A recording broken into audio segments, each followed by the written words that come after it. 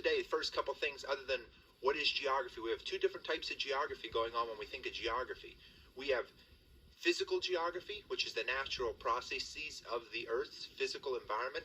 Things like snow. Tallahassee got a measurable amount, a couple inches. Doubtful that they got that much. But they did get the first measurable amount of snow in 28 years. That is quite a bit of an amount for a place like northern Florida.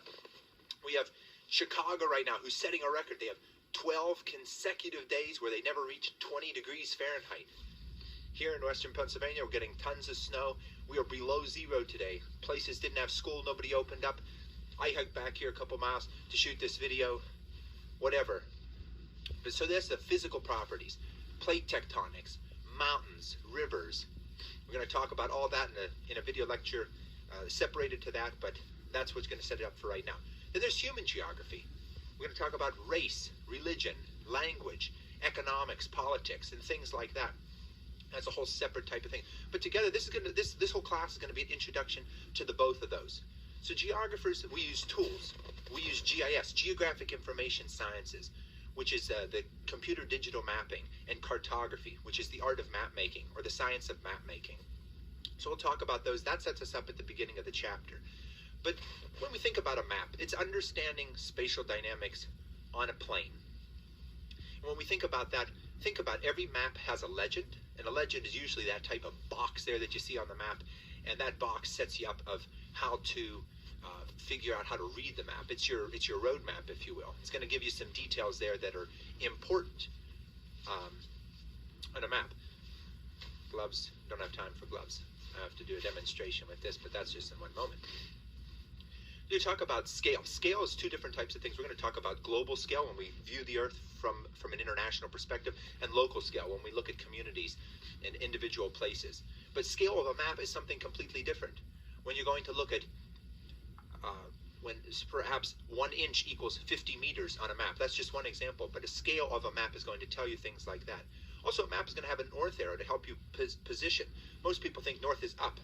Not always. So north arrow is also going to be positioned on a map. So these are some of the first couple of things that are going to teach you how to read a map. We need to know how to read a map because we're in a geography class right now. That's pretty important, right? We'll see.